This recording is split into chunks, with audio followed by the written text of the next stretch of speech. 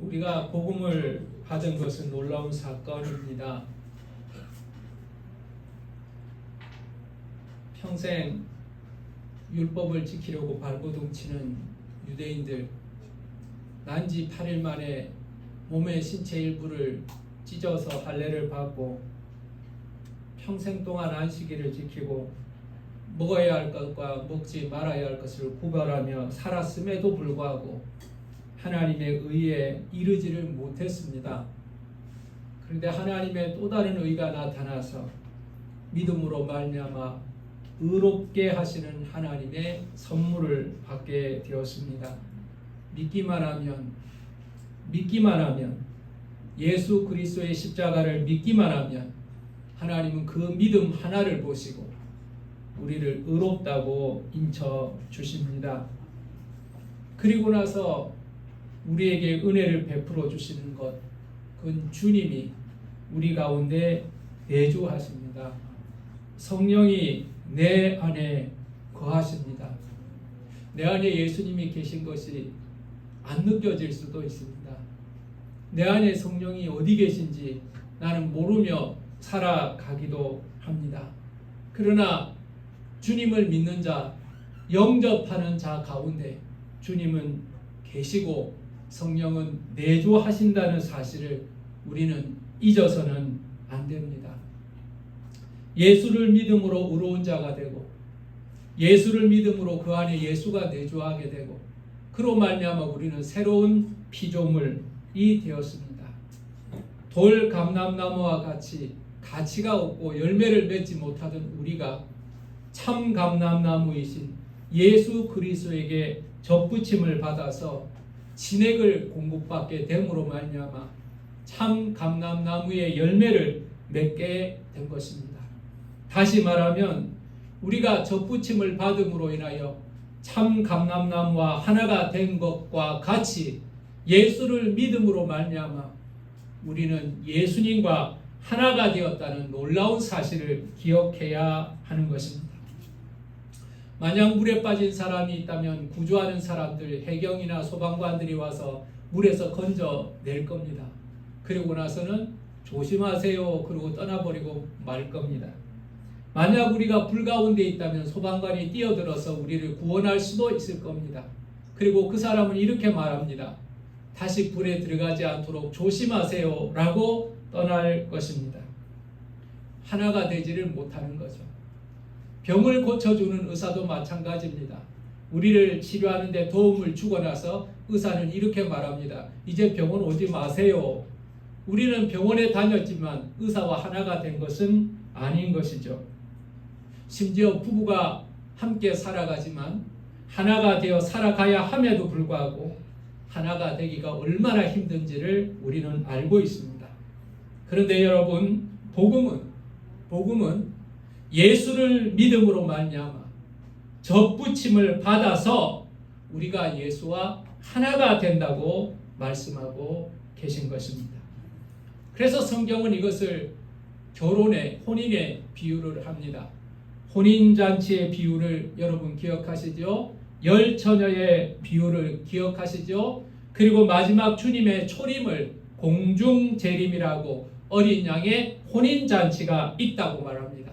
여러분, 어린 양의 혼인잔치에서 신랑은 예수 그리스도이십니다. 그러면 신부가 누구입니까? 그 신부는 바로 예수를 믿는 저와 여러분이 그리스도의 신부가 된다는 사실을 여러분 기억하시길 바랍니다. 결혼을 하게 되면요, 새로운 관계를 형성하게 됩니다. 그 새로운 형성을 통하여서 우리는 새로운 가족들을 얻게 되죠. 저는 처남을 얻게 되었습니다. 처제를 얻게 되었습니다. 그리고 장인, 장모님을 아버님 혹은 어머님 이렇게 부르기도 합니다. 저는 아내와 결혼했을 뿐입니다. 제 아내와 결혼했을 뿐인데 새로운 사람들을 알게 되고 새로운 사람들과 친인척의 관계를 갖게 된 겁니다. 여러분, 이처럼 결혼이라는 것은 새로운 관계, 새로운 가족을 맺게 되는 것처럼 예수와 혼인하게 됨으로 말미암아 예수와 하나가 됨으로 말미암아 우리는 또 다른 관계를 맺게 되는 것입니다. 지난 시간에 1절, 2절에서 나누었던 것이 무엇인가? 그건 하나님과의 새로운 관계였습니다. 하나님과 새로운 관계. 예수를 믿고 나서 우리가 영접하고 나서는요, 하나님과 새로운 관계를 맺게 되는 겁니다. 이전에는 어떤 관계였습니까? 우리는 하나님에 대하여 관심이 없었죠. 그리고 영적으로는 하나님과 원수된 관계였습니다. 우리가 죄를 계속 짓고 있고 죄로 말미암아서 사탄이 우리를 지배하고 죄가 우리를 지배하고 그러므로 말미암아 사망에 이를 수밖에 없는, 죄가 하나님의 원수가 되기 때문에 죄 가운데 살아가는 우리가 하나님과 원수되고 싶은 사람 하나도 없지만 결론적으로 하나님과 원수된 사이였던 것을 우리는 압니다. 그런데 우리가 예수 그리스도를 영접했습니다. 그리고 우리가 믿음의 의의를 얻게 되었습니다. 그러고 나서 우리는 어떻게 되었습니까? 하나님의 사랑받는 가족이 되었습니다. 그리고 나서 하나님과의 관계가 달라집니다.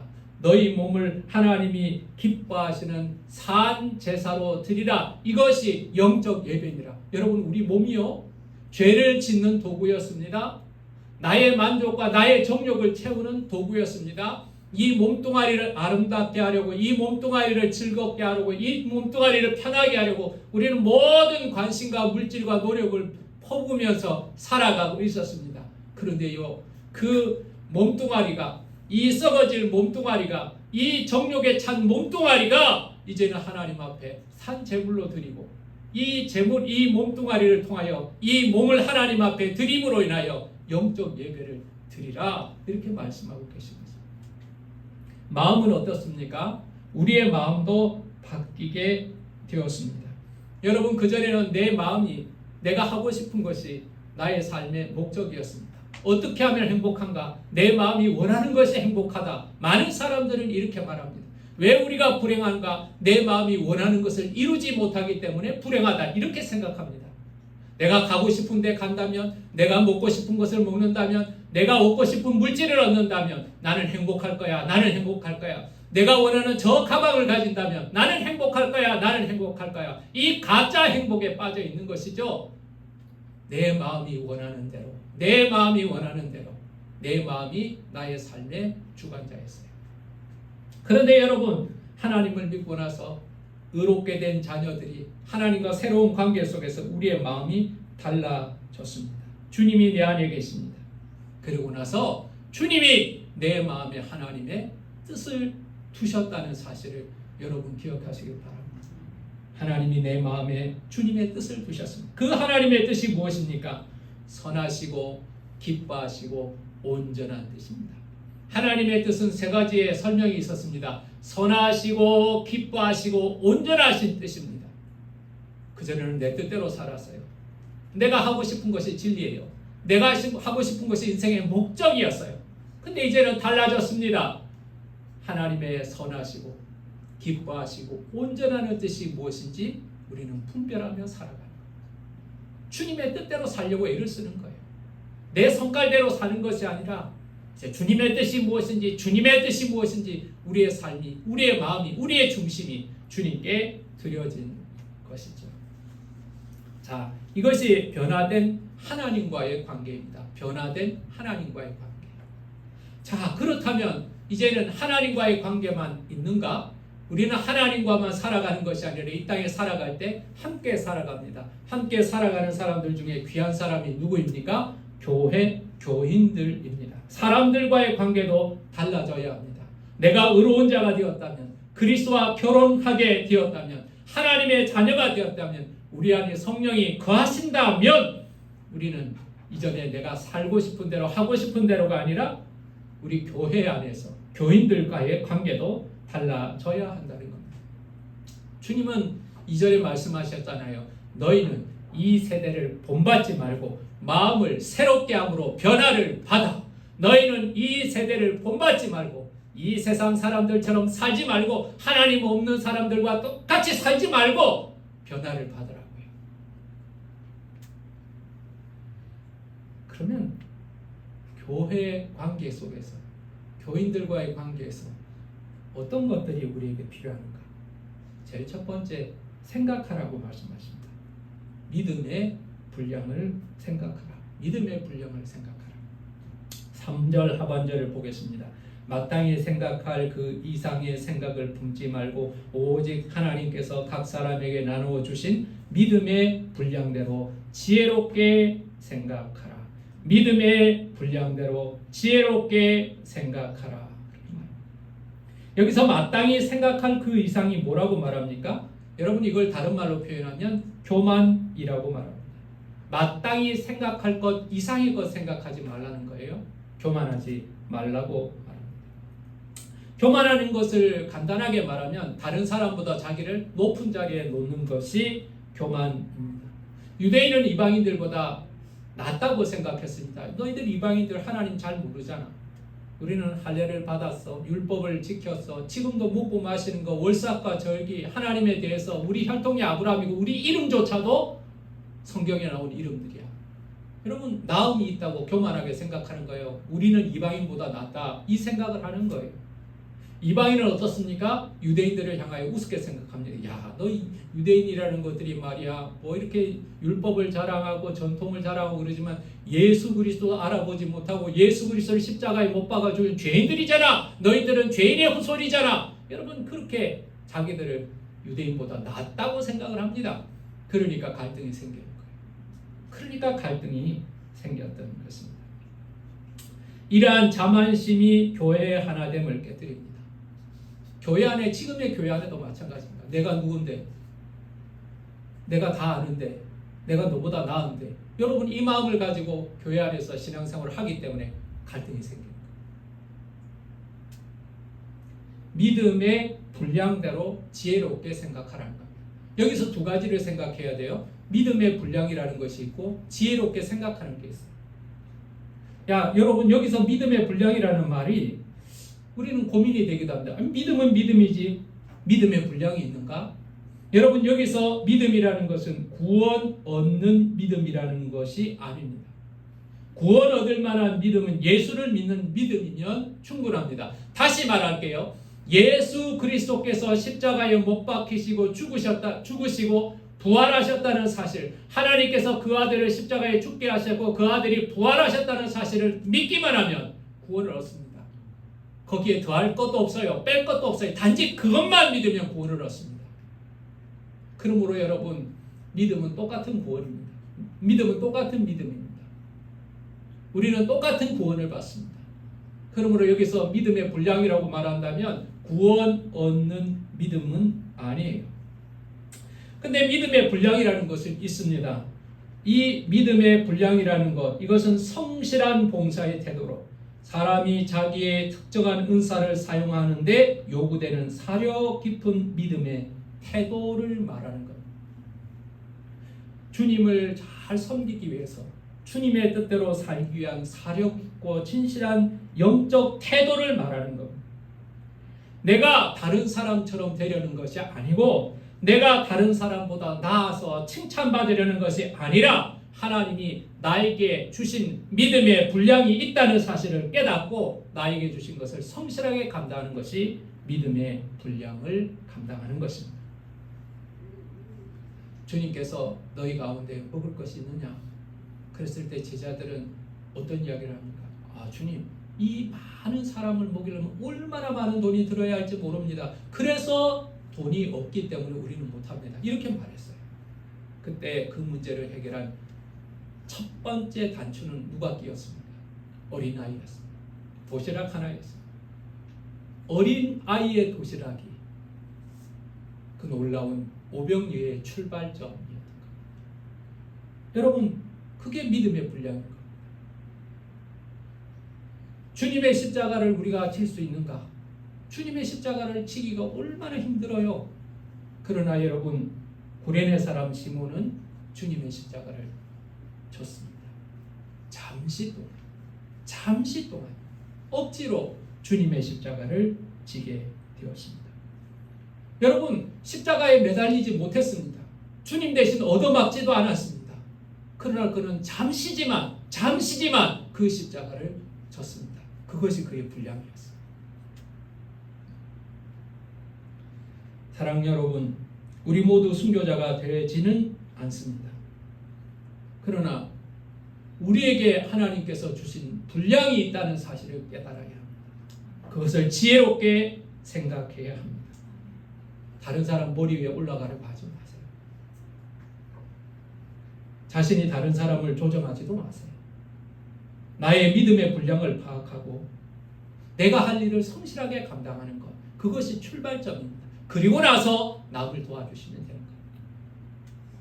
어떤 사람은 열등감에 빠진 사람이 있습니다. 이 사람도 자신의 분량을 모르니까 열등감에 빠지는 겁니다. 하나님이 작게 주셨고 그것이 작다고 생각하면, 나에게는 작은 것이 있다고 생각하면, 이 작은 것이 하나님이 주신 것의 전부라고 생각하면 열등감에 빠질 필요가 없습니다. 근데 열등감은 어떻게 빠집니까? 다른 사람과 비교를 하니까 열등감에 빠지기 시작합니다. 왜 교인들이 열등감에 빠질까요? 목사가 열등감에 빠질까요? 다른 교회하고 비교를 하기 시작하면 열등감에 빠집니다. 다른 교회하고 자꾸 비교를 하는 거예요. 그럼 자기 교회가 작게 보여요. 다른 목사하고 비교를 해요. 그러니까 그 목사가 우습게 보이는 거예요. 사람이 기준이 되면 우리는요, 열등감과 교만을 시소 오르내리듯이 오르내리게 돼요. 조금 잘 되면 교만하게 되고, 조금 못하면 열등감 빠지고, 내가 좀 잘난 것 같으면 교만하게 되고, 내가 좀 부족한 것 같으면 열등감이 빠지게 돼요. 사랑하는 여러분, 나의 분량의 일을 감당하면 되는 겁니다. 내 분량을 확인하고요. 그리고 그 분량에 충성하면 되는 거예요. 저는 달란트 비유에서 제일 훌륭한 사람은요, 2달란트 받은 사람이라고 생각합니다. 그는 5달란트 받은 사람의 절반도 받지를 못했습니다. 그러나 그는 왜 절반만 주냐고, 절반도 안 되게 주냐고, 나하고 저거하고 비교해서 모자란 게 어디 있냐고 말하지 않았습니다. 실망하지도 않았습니다. 그는 2달란트를 받았고, 그리고 2달란트를 남겼을 뿐입니다. 1달란트 받았던 자처럼 핑계를 대거나 게으르지도 않았습니다. 여러분, 분량을 생각하시면 됩니다. 분량에 맞게 행동하면 되는 것입니다. 비교할 필요도 없고, 열등감에 빠질 필요도 없고, 교만할 필요도 없습니다. 하나님이 나에게 어떤 믿음의 분량을 주셨는가, 그리고 그 분량을 잘 생각해서 그대로 행하면 되는 것입니다. 우리가 하나님을 섬기기 위해서 우리에게 주신 선물이 있습니다. 그건 은사라고 말합니다. 여러분 기억해야 될 것이 있습니다. 은사는 하나님이 주셨다. 은사는 하나님이 주셨다. 은사는 우리는 다른 말로 달란트라고 비유를 하기도 합니다. 재능이라고 말할 수도 있고요. 하나님께서 나에게 주신 특별한 재능, 잘하는 것, 뭐 이렇게 말할 수 있습니다. 그리스도의 몸에 있는 우리가 자신의 역할을 감당하기 위해서 필요한 만큼의 은사를 하나님이 주셨다는 사실을 여러분 기억하시길 바랍니다. 내가 그리스도 몸에 붙어 있어서 내가 그 자리에서 무언가 역할을 감당하기 위하여 하나님은 나에게 은사를 주신 것입니다. 여러분, 은사가 모든 은사를 가진 사람은 없습니다. 모든 은사를 가진 분은요, 예수님밖에 없습니다. 그러니까 은사가 없는 것에 열등감을 가질 필요는 없습니다. 은사가 없는 것을 찾으려고 애를 쓰지 마세요. 은사가 있는 것을 찾기만 하면 됩니다. 은사만 찾으면 됩니다. 우리 권사님들은요, 죄송하지만 찬송의 은사는 별로 없잖아요. 그죠? 여러분들 오늘 이어존대가 열심히 이렇게 새 찬송하느라고 준비해서 잘 하셨어요. 근데 권사님들은요, 아는 찬송도 연습을 1시간 하고 2시간 하고 막 그래도 틀린다고 마음 아파하세요. 왜요? 찬송의 은혜는 있는데 찬송의 은사는 없는 거예요. 그래서 권사님들 찬송을 제가 참 좋아합니다. 은혜가 있거든요. 근데 본인들은 안 하려고 그래요. 은사가 없다는 거예요. 오늘 예배하지 않지만 우리 권혜경 집사님도 그 이야기를 저한테 몇 번이나 하더라고요. 나는 찬송을 못한다고. 나는 찬송을 못한다고. 남들 한 5배를 연습해야 남들하고 비슷하게 한다고. 은사가 없는 거예요. 근데 없는 것 가지고 그렇게 큰 고민할 필요가 없어요. 이건 없어요. 없어요. 내가 지휘자가 되려면 고민을 해야죠. 지휘자 안 하면 되는 거예요. 찬양에 은사 없는데 왜 지휘자를 해요? 나보다 잘하는 사람 시키면 되지. 있는 것 하면 됩니다. 하나님이 주신 것 하면 됩니다. 여러분, 하나님은 우리에게 은사를 자기의 뜻대로 주셨습니다. 여러분의 노력해서 얻은 은사 아니에요. 여러분들이 자격이 있어 받은 은사가 아니에요. 여러분이 은사가 있다고 해서 내가 잘났다는 거 아니에요. 여러분, 하나님은 하나님의 뜻대로 주시는 거예요. 하나님이 주신다는 사실을 여러분 기억하세요. 하나님이 목적으로 삼고 하나님을 섬기게 하려고 하나님은 은사를 주신 거예요. 그래서 은사를 가진 자는 교만하면 안 돼요. 돈 잘 번다고 교만해서 안 돼요. 찬양 잘한다고 교만해서 안 돼요. 재능이 많다고 교만해서 안 돼요. 그거 하나님이 주신 거예요. 자기 잘나서 주신 거 아니에요. 노력해서 얻은 것 아니에요. 그러므로 교만해서도 안 되고 열등감에 빠져서도 안 됩니다. 내가 획득한 것이 아니라 선물로 주신 것입니다. 은사에 대한 두 번째는 은사는 다르게 주셨습니다. 은사는 똑같이 주시지 않았습니다. 다르게 주셨습니다. 6절 말씀을 붙어 읽겠습니다. 6절부터입니다.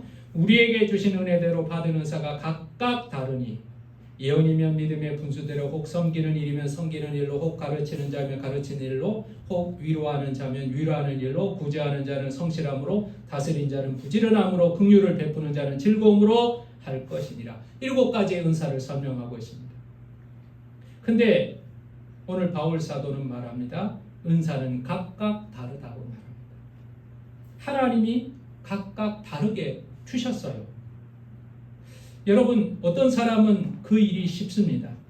그러나 어떤 사람은 그 일이 대단히 어렵습니다. 여러분, 어떤 사람은 찬양이 굉장히 어렵습니다. 근데 저는 찬양하는 게 대단히 쉽습니다. 즐겁습니다. 여러분, 자존심 때문에 은사가 아닌데 그 일을 하려고 하면 어려움이 생기는 겁니다. 틀린 것과 다른 것을 잘 분별해야 합니다. 하나님은 은사를 다르게 주신 것입니다. 무지개가 아름다운 것은요, 아름다운 색이 한 가지만 있기 때문이 아니라 다른 색이 7가지가 있기 때문에 아름다운 것입니다. 김밥도요, 단무지 하나만 넣은 김밥은 별로 맛이 없을 거예요.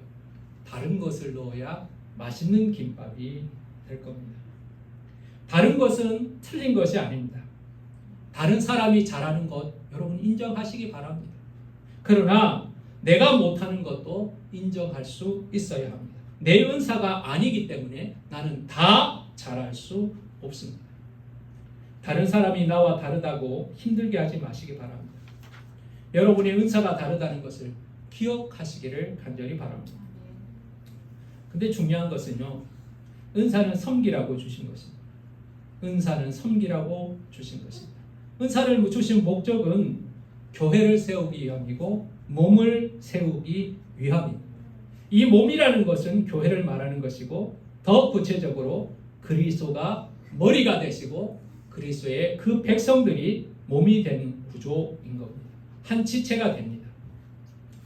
그리스도의 영광에 동참하는 영광스러운 존재가 교회인데 그리스도와 연합함으로 인하여 우리는 그리스도와 영광에 동참할 뿐만 아니라 그리스도의 몸을 섬기는 영광에 들어가게 되는 겁니다. 여러분, 우리 몸을 한번 돌아볼 수 있기를 바랍니다.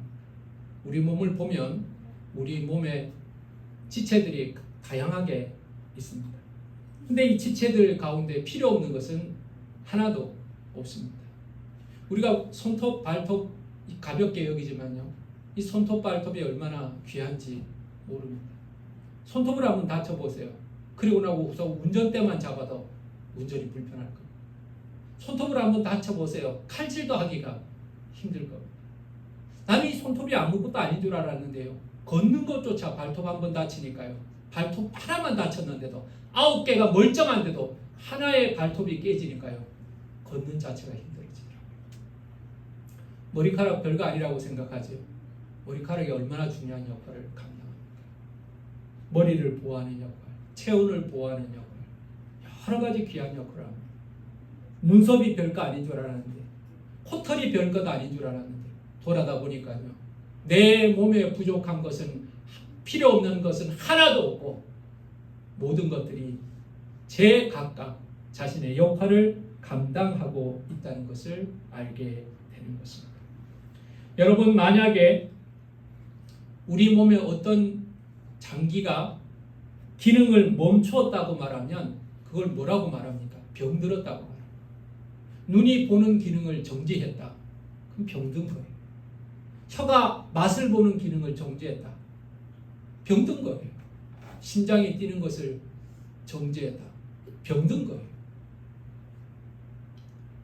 몸에 붙어있는 모든 지체가 알건 알지 못하건 자신의 역할을 성실하게 감당하고 있는 것처럼 우리가 그리스도에게 붙어있다면 우리는 그리스도의 몸을 위하여 그리스도의 영광을 위하여 무언가 역할을 감당해야 살아있는 신앙이요 정상적인 신앙인 겁니다. 만약에 우리가 구원받는 것으로 충분하다면, 구원받고 나서 아무것도 할 것이 없다면 우리를 구원하신 주님이 바로 천국에 데려가야 됩니다. 더 이상 살아봐야 뭐 하겠습니까? 죄나 짓지. 구원받았으니까 즉시 천국에 가야 됩니다. 그러나 우리가 구원받은 자로 이 땅에 살아가는 이유는 그리스도의 몸이 되어서 그리스도의 일을 감당하게 함이라는 사실을 여러분 기억하시길 바랍니다.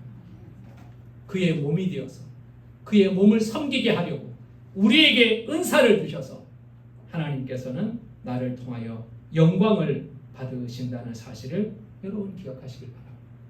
여러분에게 은사가 있다면 섬기는 자가 되시기를 간절히 원합니다. 그림을 잘 그리는 사람은 그림을 가르치십시오. 그림을 가지고 아름답게 하십시오. 음악을 잘하는 사람이 있다면 계속해서 노래하십시오. 노래로 하나님께 영광을 돌리십시오. 여러분이 힘이 있는 사람이라면 교회 와서 흙이라도 파십시오. 연약한 사람 손잡아주고 이렇게 세우십시오. 여러분의 은사가 여러분의 섬김의 도구라는 사실을 여러분 기억하시길 바랍니다. 은사는 목적이 아닌 도구일 뿐인 거죠. 오늘 본문은 은사를 사용하는 태도에 대해서 마지막으로 설명하고 있습니다. 그리스도의 몸이 되었고 이제는 섬기는 자가 되었고 은사를 주셨다는데 그 은사를 사용할 때 어떻게 사용할 건가? 8절 말씀을 보겠습니다. 혹 위로하는 자면 위로하는 일로, 구제하는 자는 성실함으로, 다스리는 자는 부지런함으로, 긍휼을 베푸는 자는 즐거움으로 할 것입니다. 11절을 보겠습니다. 부지런하여 게으르지 말고 열심을 품고 주를 섬기라. 여러분, 여기서 우리가 알 수 있는 태도 두 가지가 있습니다. 8절에는 부지런함과 성실함을 말하고 있고요. 11절에는 열심을 품으라 라고 말하고 있습니다. 여러분, 섬기는 일에는 열심을 품으라, 성실하게 하라는 거예요. 여러분, 교회 청소 한번 하더라도 성실하게 해야 됩니다. 특송 한번 준비하더라도 성실하게 해야 합니다. 주일학교 간식을 준비할 때도 성실하게 열심히 하십시오. 주님의 일이기 때문에 주님에 합당하게 감당하는 겁니다. 여러분, 열심을 품으라는 말을 문자적으로 해석을 하면 끓는 마음으로 일하라 그런 뜻입니다. 끓는 마음, 끓는 마음이 생겨야 한다는 거죠. 돈을 버는 일에는 열심이죠. 그러나 하나님의 일에는 열심 안 합니다. 하나님이 돈보다 못하기 때문에 그렇습니다. 사람을 만나는 데는 열심이죠. 그러나 하나님을 만나는 일에는 열심히 안 합니다. 기도하러 안 나오고요. 예배하는데 열심을 품지 않습니다. 왜 그렇습니까? 사람이 하나님보다 더 귀하다고 생각하기 때문에 그렇습니다. 여러분, 우리는 말하지 않지만 우리의 행동으로 하나님에 대한 가치를 드러내고 있는 겁니다. 하나님을 모르는 사람은 하나님에게 대한 열심이 있을 수가 없습니다. 그러나 하나님을 알면 알수록 하나님에 대한 열심을 품게 될 것입니다. 시간이나 기회가 제한되어 있다는 사실을 모르면 열심히 하지 않습니다. 여러분, 우리는 항상 다음에 할 수 있다고 생각합니다. 나 아니라도 다른 사람이 할 수 있다고 착각합니다. 그러나 여러분, 주님은 말할 것입니다. 다른 사람 말고 너는 뭐 했냐? 다른 사람 말고 너는 뭐 했냐?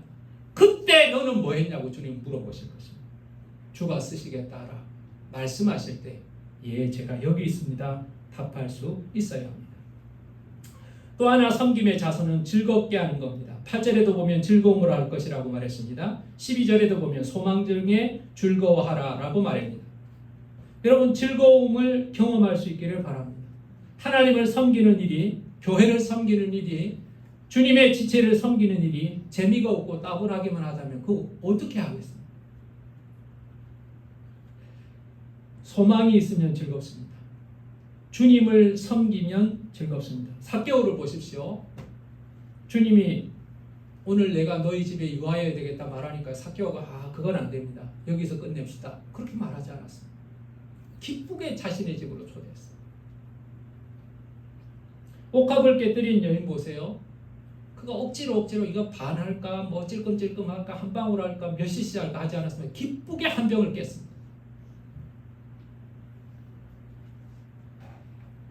사랑 여러분, 왜 이렇게 기쁜 마음이 있을까요? 아주 간단합니다. 사랑하는 마음이 있으면 기쁘게 할 수 있습니다. 사랑하는 마음으로 섬기면 기쁘게 할 수 있습니다.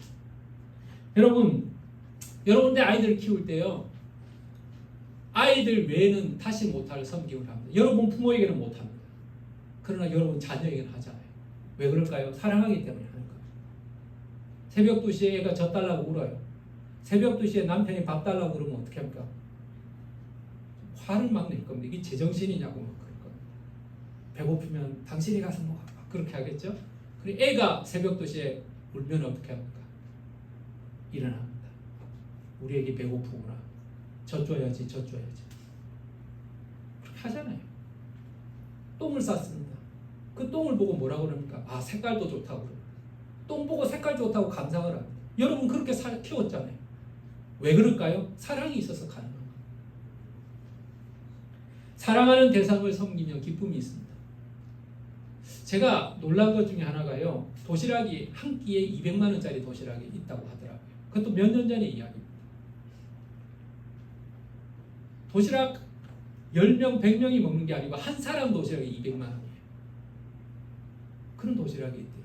그걸 누가 먹느냐? 이해가 안 되죠. 재벌이 먹는 줄 알죠? 재벌이 그런 건 안 먹어요. 아이돌한테 그 도시락을 배달한답니다. 유명한 연예인들한테. 팬이 200만 원짜리 도시락. 오늘 방송국에 공연이 있죠. 오늘 콘서트가 있죠. 이 도시락 먹고 힘내세요. 200만 원짜리 도시락을 배달합니다. 그럼 그 200만 원 도시락을 받은 사람이 만나줄까요? 만나주는 것도 아닙니다. 200만 원짜리 도시락을요, 그걸 먹는 것 자체가 너무나 즐거운 거예요. 알바하고 수고하고 막 용돈 받고 정말 아깝게 모은 200만 원을 내가 좋아하는, 내가 사랑하는 연인을 위해서, 밥 한 끼를 위해서 기쁘게 드리고, 그 밥 먹는 것도 쳐다보지도 못하지만 너무나 행복해하는 거예요. 그 사람이 방송국에 지나가고 방송국 앞에서 차 타는 걸 기다리려고 몇 시간을 기다립니다. 비가 와도 기다립니다.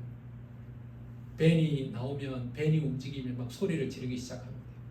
입구에 도착해서 밴이 문이 열리고 연예인이 그 짧은 동선에 뛰어나가는 걸 보고 소리를 지르고 손을 흔듭니다.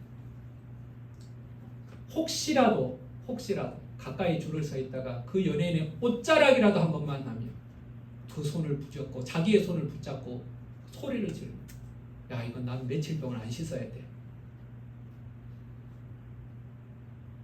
왜 그럴까요? 아주 간단합니다.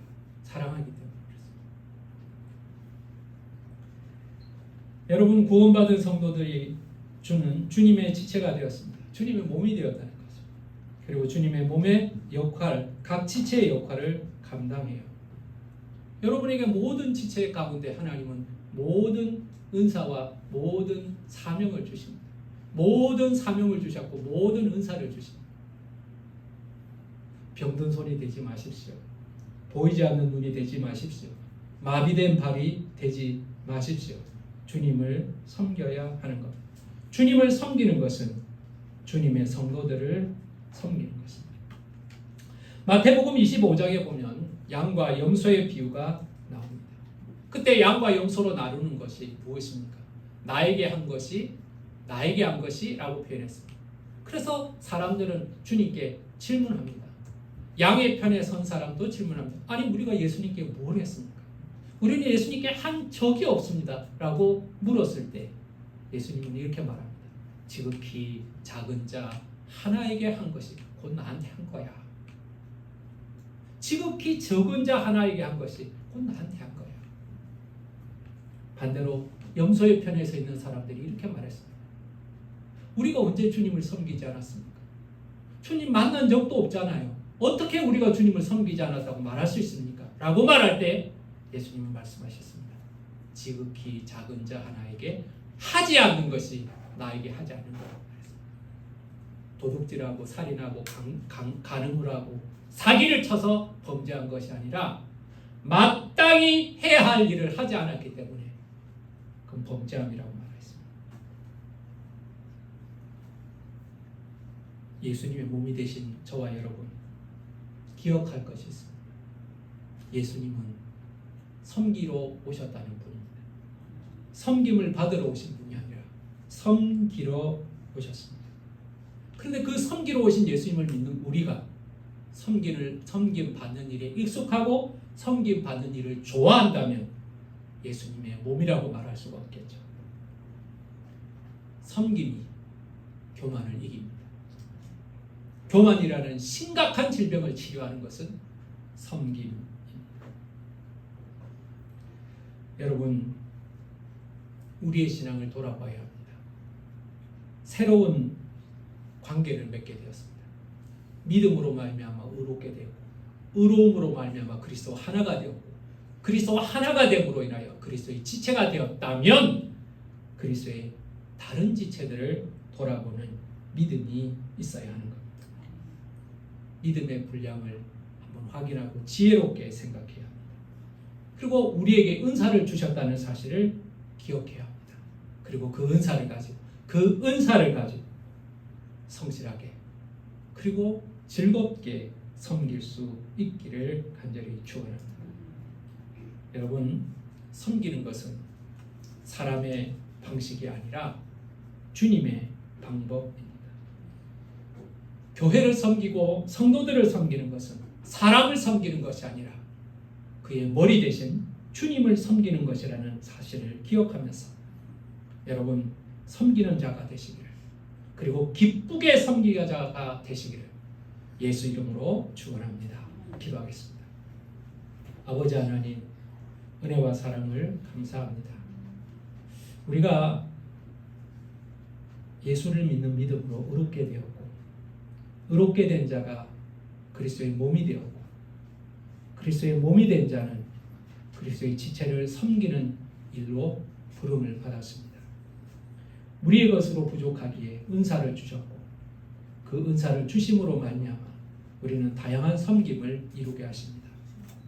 비교하면서 교만하지 말고, 비교하면서 열등감에 빠질 것도 아니고, 나에게 주신 믿음의 분량을 잘 생각해보고, 그리고 성실함으로, 부지런함으로, 그리고 즐거움으로 주님 섬기는 우리가 되게 하여 주시옵소서.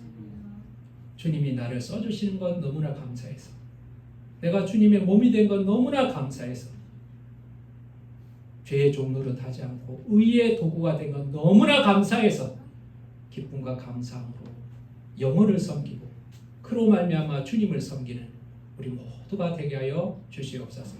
예수님의 이름으로 기도하였습니다.